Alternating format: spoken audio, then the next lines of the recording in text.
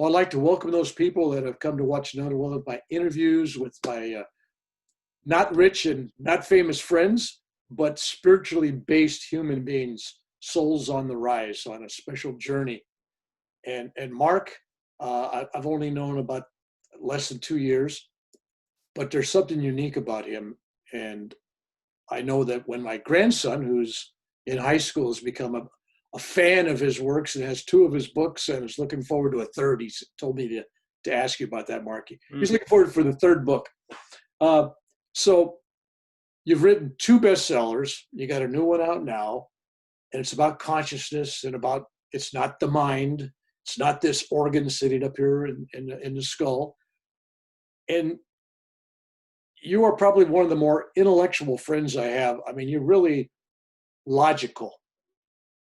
So when I listen to your talks and when I read your books, it's not like, I sense, I feel, this must be, I believe. It's like 2 + 2 = 4, therefore, the hypothesis is, the axiom is, and, and so you're the guy I need to talk to the rest of my friends out there, because I don't have friends that are all New Agers. I have some friends that are academic. I mean, they really think, and they want to think it through. Why should I even believe in the Bible? Why should I believe, that when you die, there's an afterlife? Why? All right. So Mark is, you graduated what? Yale, Harvard, Princeton, one of those schools? Princeton, Ivy Leaguer, and played tennis, I know that. And you became a big executive in Silicon Valley, the San Francisco Bay Area, and you've made your mark, and your reputation is well known there. And your reputation prior to me meeting you was, you were on the page, you were in the box, you were doing what all the other Silicon Valley guys were doing, you were getting your company going, you were doing all that stuff. And then it was like something rebirthed your spirit. Let's talk about that. Mm-hmm. Well, thank you for that warm introduction, and it's always good to talk to you, Bill. My journey is, I would say, a very traditional mainstream one. Like you said, I went to Princeton, and like many people from Princeton, you go into investment banking, strategy consulting, big tech, one of those. I went into investment banking, worked in New York from 2008 to 2010. So I was there during the financial crisis, and wasn't sleeping much, worked nonstop, was not finding satisfaction in that, but I was on the track. I didn't know what else to do. So I just assumed that at some point later in my career, it would have been worth it to go through that. So I sucked it up for a little bit and worked in New York, and then moved to a new firm where I spent 10 years and ultimately became a partner advising technology companies, both large and small, focused on their innovation, intellectual property. So very interesting clients, learned a lot over that period, but still was lacking kind of a deep sense of meaning, purpose, satisfaction in life. No matter what material achievements I got, there was something missing in the background. So maybe I'd be really happy if I won a tennis match, and the next day it would wear off, and I'd realize that there was no meaning to life that I could find underlying any of the successes. And the same with the failures. If there were failures, and that definitely happened along the way, I would be very upset. As a perfectionist, I didn't like to make mistakes, but I still, in the back of my mind, couldn't reason why any of it actually mattered. What is this universe? Is there any purpose behind it? Is it all random? What is it? And where I came out, because of having a traditional education, is life is random. There's no afterlife. The reason that we are conscious right now at this moment is because of our biology. Our body allows us to become, and if we didn't have a body or a brain, we wouldn't be conscious. So when the body dies, there are no thoughts, no emotions, no memories. And so with that kind of thinking in the back of my mind, it's hard to find deep meaning in life. I mean, one can rationalize meaning, but what I was finding, at least based on what I was learning in school and otherwise, is that there's no intrinsic meaning to the universe. It's all just a random bunch of atoms that have magically combined into human beings and cats and dogs and blades of grass. So that was my thinking until not too long ago. It was about 4 years ago when I had my initial, I would call it more of an intellectual shift, where I realized that those assumptions about looking at life were scientifically not well founded, that there was reason to question this idea that it's all random and that our consciousness dies when the body dies. And it was through listening to podcasts, I happened to hear people talk about some of these concepts from their firsthand experience. And when I heard enough people talk about their own experiences, I became curious enough to read books and look at scientific papers. And that opened the floodgates because I realized there was a body of science, which was my way of thinking, that supported a new worldview, a worldview that I didn't grow up with. And this is science from the CIA, which ran a psychic spying program for more than 20 years, spending over $25 million. That kind of type of evidence, scientifically peer-reviewed papers. The fact that Princeton even ran a lab for nearly 30 years studying many of these phenomena. I didn't even know that when I was there. It was run by the former dean of engineering. The University of Virginia has a division of perceptual studies, which studies children with past life memories and near-death experiences. 50 plus years of that kind of real science. Wow. So when I put all that together and saw that enough credible people were buying into this alternate view of reality, combined with looking at quantum physics, which is its own realm and relates to this. I mean, Max Planck, for example, Nobel Prize winning physicist. In 1931, he said, "I regard consciousness as fundamental. I regard matter as derivative from consciousness." So basically where I end up is, after all the science, is this idea that consciousness doesn't come from the brain. The brain actually is the apparatus for processing consciousness, filtering it. So it's like, as Bernardo Kastrup, the philosopher, says, we're all in an infinite stream of consciousness, like a stream of water, and we're all whirlpools, individual whirlpools within that stream. So the whirlpool is kind of siphoned off in its own little localized area of the stream, meaning it's part of the stream, but it's just maybe not accessing all of it. And that's the way I look at life now, that we're interconnected as part of the stream. The water doesn't leave the stream. When it stops being a whirlpool, it simply transitions into a new state. And this shift in thinking has been a major one for me. It's led me to write 2 books, a podcast series, to leave my Silicon Valley job, and now I'm full-time exploring this. I bet it raised eyebrows at work, most especially. I mean, you came back a changed man. It's like you got religion or something all of a sudden. It must have kind of blown them away. At first, I was hesitant to talk about it in 2016 because I was still working it through in my mind. I was seeing evidence that contradicted everything I believed. So it took me time to internalize that and process it. And eventually I started to tell people about it, and I think they were surprised. And it's still funny to hear some people when they realize what I'm doing now, because they knew me years ago and they say, "Mark, I didn't realize you were writing books. Wait, it's on spiritual topics? You weren't interested in that." All right. So what prompted the writing of the book? Was that more of an internal thing for you to learn, or you felt you were ready to share, or you were learning and sharing at the same time? Were you doing it for me and others, or was this really a personal quest to start off with? That's a great question. Because when I started on this journey in late 2016 and learned about a lot of the science, I was not thinking about being public with the information. I wasn't thinking about writing books or doing lectures or podcasts. That was not on my agenda. I was just genuinely curious. And I think curious is a mild word for what it was. It was more like a real obsession, because all I wanted to do was learn, what is the nature of reality? If everything I believed is wrong, then what am I? What is reality? What are psychic abilities? Does consciousness continue when the body dies? I had to know, because that informs how we look at life, I think, at least for me. The things that I value and my priorities and all of my behaviors really stem from the way I view reality. And here I was being challenged versus my old worldview. So at first it was just exploring. And I talked to psychics. I did all that, energy workers, because I was reading science and I wanted to see if people could actually do some of these things.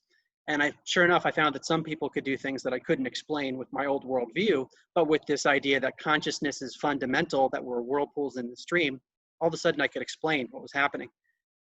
And then I started to talk to friends about it. in the early days, the first few months. Over dinner, I'd say, hey, I'm looking at this. Did you know about this scientific paper that was published in the official peer-reviewed journal of the American Psychological Association that says that psychic phenomena are statistically real? No, I didn't know that. Things like that. And what people I got was very positive. People would talk to me after having that dinner and say, those concepts you talked about, if they're real, that's a big deal. Now I'm starting to question things. So it wasn't shifting people's lives, the same way it was for me, because I was all in researching, but it was enough, I found, for people to say, that's really interesting. If I had more time, I would look into that more. And I did more and more of that, was researching more and more. And it got to the point in June of 2017. This was less than a year after I first listened to podcasts. I remember before going to work one day, driving from San Francisco into Silicon Valley, I had this insight, maybe I should write a book and summarize all the stuff that's now in my mind, it's in my consciousness. I got to put it on paper. I need to make this information available because the research that I did was from many disparate areas. So to look at a near-death experience is different than looking at quantum physics, even though they're related. So that would mean I would read a book by someone who studies near-death experiences or who's had a near-death experience, and then I might read a book on quantum physics, and they might not talk about each other. So that's sort of an example of what I was doing. I was looking at separate, distinct areas, and I saw a need to put them in one place for people. Because if I had had that everything in one place, my journey would have been much quicker, because I would have known what the best sources were, what all the debates were. And so that's ultimately where the inspiration for the book came from. I realized that, number one, the ideas are massive in terms of thinking about one's own individual life, but also for society. So I wanted to make it available for people. And because of the positive feedback I was getting when I talked to friends just over dinner or having conversations, I thought that there would be a positive reaction to it.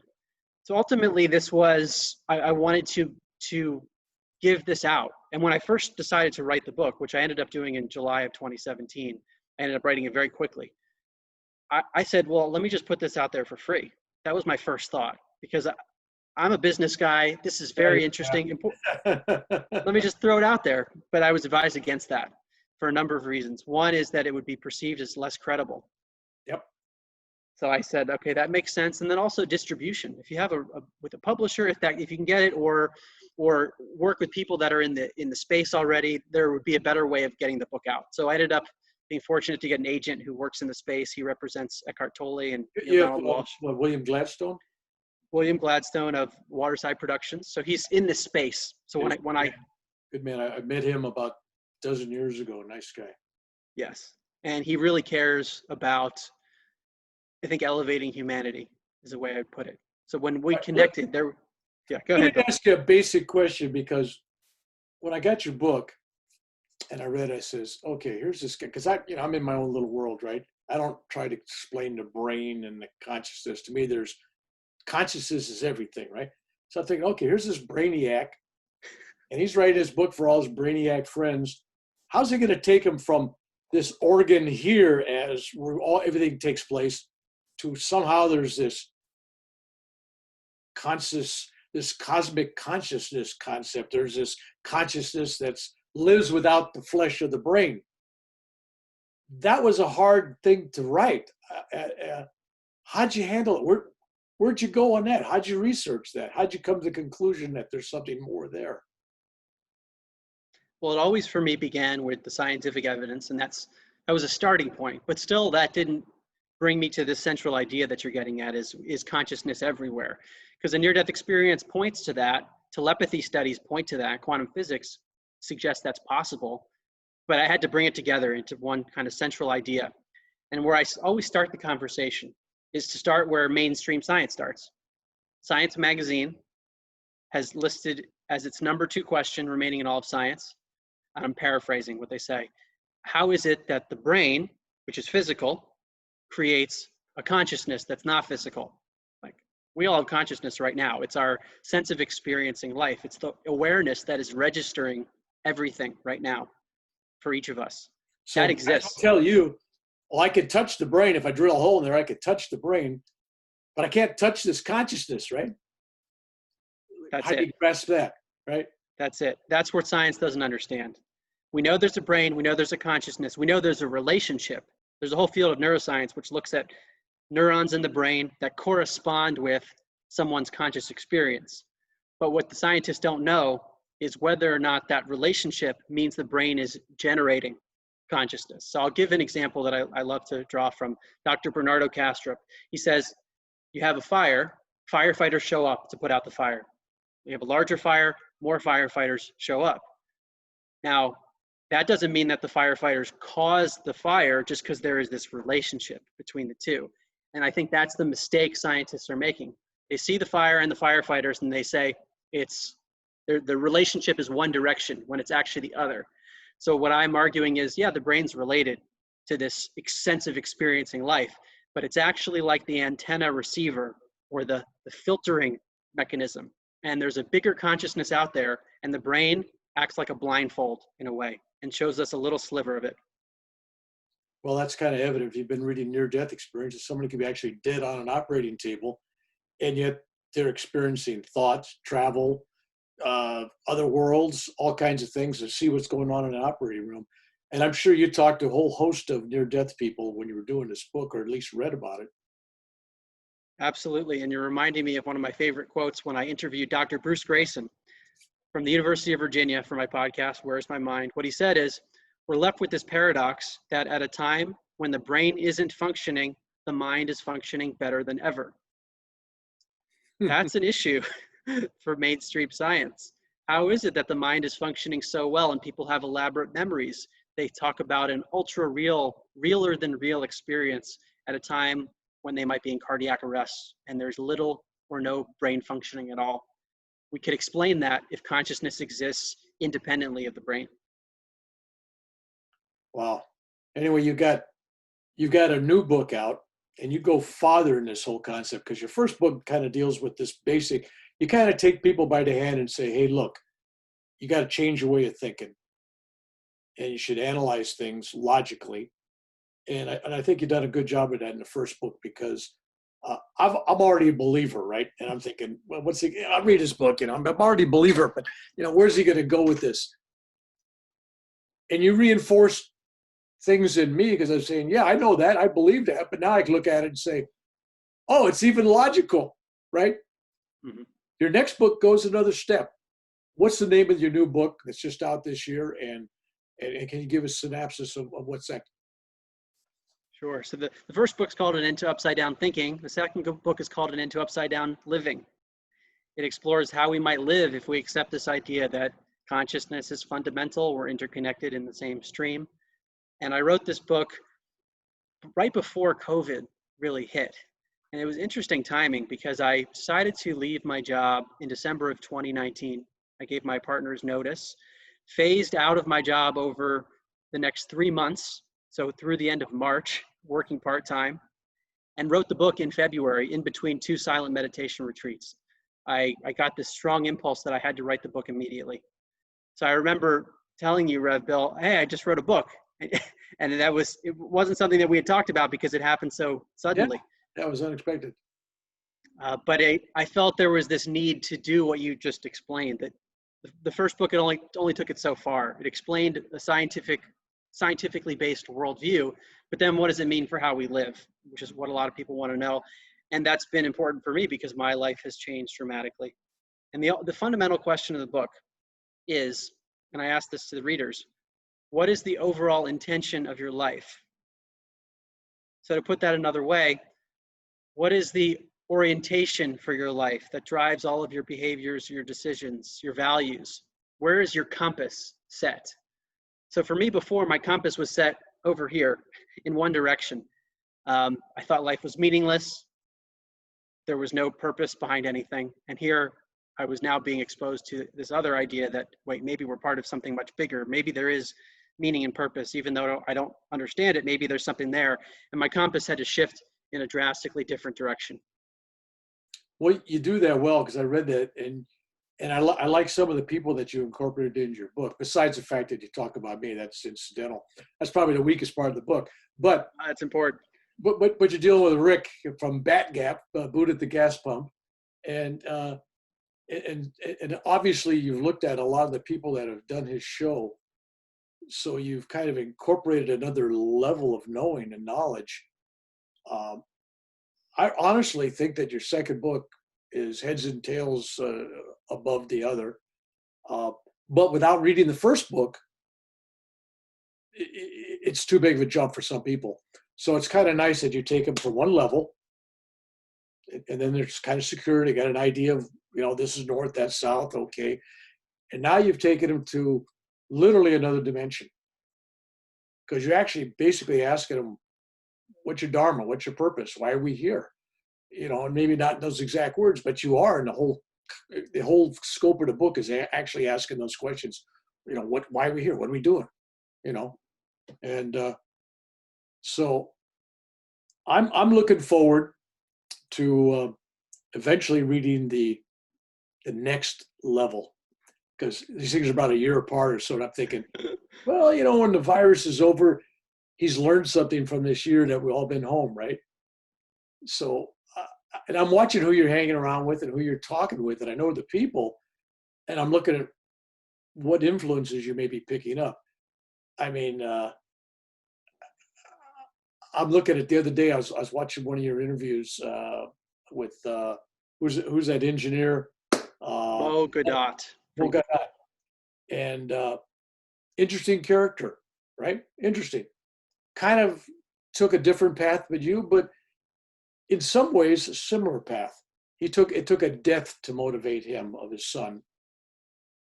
And you died within yourself to the old ways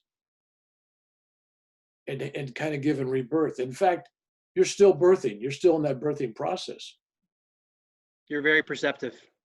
That's what it feels like. It's like a new life. There was an absolute death that occurred, and which was, the old life felt like a life in futility. By the time I had learned about all this new stuff, I was at a dead end, where not everything was going perfectly, even though on the surface there were lots of material accomplishments. I got it, that life had no meaning. I understood the implications of that, and that does not lead to good things if that's your belief system. So there is still a rebirthing process for sure. And the sequencing of the book so far, which is it's interesting to watch it in retrospect, almost as a third party. The first book is a stepping stone, and the next book is this other dimension, and that's what's happened to me personally. Yeah. So it's my own personal journey following it.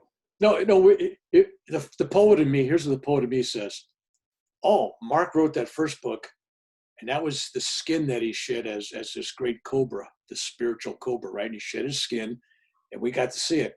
But now the snake has grown bigger, and there's another shed skin sitting there. That's your second book. So it's a matter of every time you shed the skin, you're peeling off layers of your own personal philosophy. In fact, I'll go so far to say that some of the things that you believe as you're writing that first book, by the time you get to book 3 and 4, you're going to be re-looking at some things that you said from a different angle. I mean, yeah, it's evident. And I know myself. No, nobody really knows themselves. I figuratively know myself. I know myself that things that I've said, done, and written, even just a few years ago, even yesterday, I could give myself a good argument why it's wrong today, like it's shallow or it didn't go deep enough.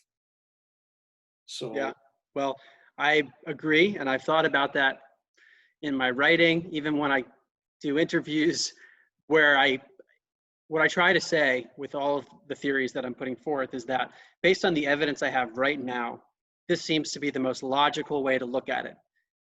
And I do that for exactly the reason you said, because I know I'm going to look back and want to tweak things. That's just how knowledge and learning and growth works. And you actually reminded me of something that Rick Archer always mentions, host of Buddha at the Gas Pump, one of my favorite shows. Bill, you have 2 amazing interviews, which I recommend to everyone on Buddha at the Gas Pump. But he talks about Nisargadatta Maharaj, who wrote I Am That, a classic spiritual book. He was at a very elevated level where he speaks from this place of not being an individual self, which is counterintuitive. But if you internalized, and some people get to this point where they feel they are the full stream of consciousness and they are everything rather than the individual. He speaks from that place. Apparently what he said around the time that he died to one of his devotees was, he said, "Oh, I am that book I wrote a long time ago. That's nothing compared to the way I look at things now. That's so basic," something like that. And here we are talking about one of the more elevated books that people ever speak of in spirituality. And he had advanced even beyond that. Well, that's the nature of growth. Unfortunately, there are people in this world that aren't necessarily going forward, and they're on a treadmill, they kind of staying the same. But a true seeker, somebody on the real journey, we're all on the journey, just different speeds. But I mean, there's some people where it's very evident that they're making leaps. And I know, I'm in my mid 70s. Okay, so I've known people for a long time. And I could think back where I knew somebody when they were 19, 20, 30, 40 years old, and now they're 60, 70. And I like them better. Some of these people it's like a good wine, right? Or a good cheese, right? There's a spiritual mellowing where they go from knowing it all when you're in your 20s and 30s. Yeah, I know it. Yeah. I went to college. I'm an Ivy Leaguer, right? I know it, right? Yeah, I got a grasp. Till you reach a stage where you don't know a damn thing, you don't even know the questions. And that's when you actually know more than you ever did before. But you don't believe that. It's like, wait, I don't know anything, right? The more I learn, the less I feel I know. Yeah. So I'm getting a kick out of watching you, and because every time I've been watching the last year and a half of your interviews that you've done, and they're evolutionary. I mean, you start off with your regular stuff where you talk, but once in a while you start to advance that conversation. When somebody allows you to kind of meander off, I think when you're doing that self-exploring, even learning something yourself for the first time by opening your mouth and go, "Oh yeah, I'm watching that," and I'm saying, that's the mode you get into when you actually start to write the books. So for me, I'm looking at your writing books as almost a formal stylized meditation where you're trying to channel wisdom and not so much knowledge, even though it looks like it's sending out knowledge. Your book is basically beyond knowledge in some places. It's using knowledge as a dressing, so people will eat what's below it. Mm-hmm. Okay, I give you a little knowledge, but you got to dig for the wisdom. Yeah, it's a bridge. Yeah. Well, you're looking good, and it's always good to talk to you, and I hope to do for again. And I'm going to be posting this video out there because I really want people to read your books. I want people to look at your videos, and when this thing is all over, this COVID thing, and we're out there again talking to people live, I hope that you and I and Mo or somebody of the people or Dr. E, or if we get 3 or 4 of us together, we could do a heck of a weekend someplace and do a real workshop. And get people. I enjoy doing videos. You enjoy doing videos, but this virtual world is never going to replace a live audience. Mm-hmm. It's the energy. And, Absolutely. And I notice, and you've already noticed, and you're just humble, but your energy is not the same as it was when I first met you. And part of that is from your meditation. Part of that is from an osmosis process from the people that you've been around. I think you're absorbing energy, if that's possible. Yeah. And so every person you've taken on is a new friend, because I really think that the people you've contacted, you're not going to the library and pulling stuff out of them. You're actually interested in who they are, why it works, and what's happening and what they're thinking, which puts you in a friend category. That's different than somebody just researching. So I applaud you for that. So what would you like to leave the people that are watching this with? What would you like them to think about? And overall, what do you think your purpose is in all this process? What's your dharma? Why are you here? Well, let's start with what I would like to leave people with. We haven't spoken about the life review in the near-death experience state, which is, to me, one of the most important topics I've come across. So I want to share this. So the life review is often reported when people have a near-death experience. So they're in a state when their body is basically dead. Sometimes they're clinically dead. And yet they report lucid memories. And sometimes the things that they see in this period when their brain is off, other people in the room verify or validate as accurate when the person is resuscitated. So there's something that's going on that's not a hallucination, meaning that, at least for me, we should examine the near-death experience very closely, because it might tell us something about this stream of consciousness that we're a part of, but we're just blocked from it. So back to the life review, which is often reported. A person relives his or her whole life in a flash. So something happens with time, where time is compressed in a way, like Einstein's relativity. Time can change, and maybe that's what's happening here. But people see how they treated people in their life. They see the loving or unloving actions and the effects of those actions on other people. But the kicker for me is that people sometimes experience these events through the eyes of the people that they impacted. Yeah. It's a big one. I'll give an example from Daniel Brinkley, who I interviewed. That's exactly what I was thinking of, because he has amazing life review. Yeah. He's had 4 of them, 4 near-death experiences, and each time he had a life review, which not everyone has or remembers. So he talks about his days in Vietnam, where he was vicious in combat, and he, in his life review, had to relive the deaths of the people that he had killed in combat through their eyes, and then he felt the indirect effects of that. He felt the pain of the child that would no longer have a father. So when he came back into his body and was resuscitated, his whole life changed. He went from being a very materialistic person to being a hospice volunteer. So when he had his later life reviews after having open heart surgery and brain surgery, he saw the change. He started at the beginning of his life during the review, saw the ways he was not acting in a way he liked, and then saw himself at the bedside of veterans who were passing away, and got to see what it was like to look into the eyes of someone that was helping them as they were passing. So he got to see the joy that he gave to people. And one of the key messages from those who have had near-death experiences and life reviews is that what we're here to do is to, as you always say, Rev Bill, is we're here to spread love, because that seems to be actually the nature of consciousness itself. When people get in the state when they're out of their brain, they talk about feeling a state of love that's not describable with language, but it's just part of what we are. So when people come back from the life review, they say, that's what it's about. You want to treat people well because that's what you care about in the life review, because we're all connected.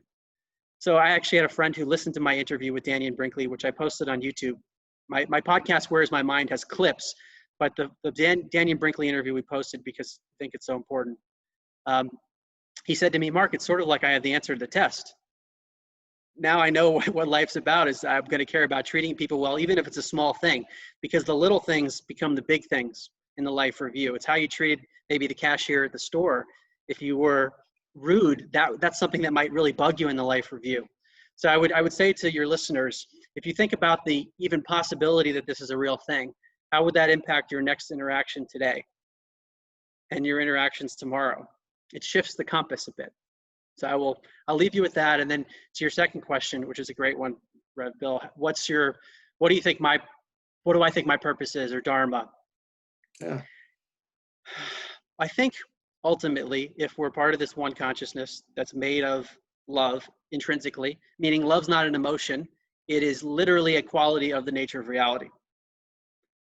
Then what are we here to do? We're here to embody that and spread it to other people and to try to enhance other people's lives. And I think the way that we do that, this is kind of the synthesis of all my research and personal experience, is we give and give service by perfecting ourselves individually.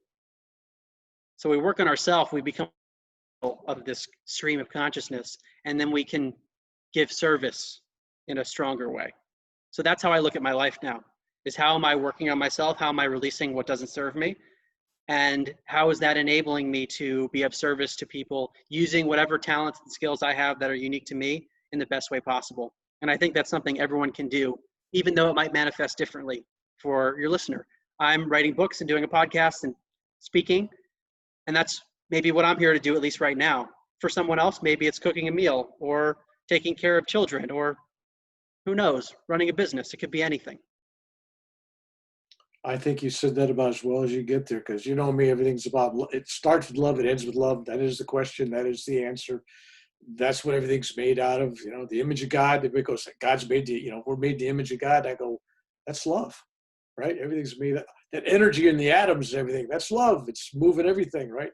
So anyway, it's always a pleasure to talk to you. And I know that during these times where we're all kind of in the house and staying home and not circulating, uh, that's why your book's perfect timing, because this is the time where now people are on that inner journey, that inner search. They got time on their hands, especially in Silicon Valley.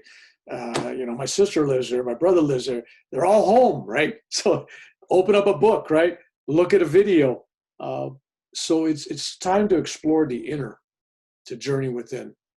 And I look forward to having this conversation with you again. God bless to you, and I urge those out there, if you give us the title of both of your books again, Mark, so they can go out and get them, tell them where they can get them. My books are An End to Upside Down Thinking and An End to Upside Down Living, both on Amazon, Barnes & Noble, all the major bookstores. My podcast, Where Is My Mind, is on Apple Podcasts, Spotify, any podcast player. My website is markgober.com, markgober.com.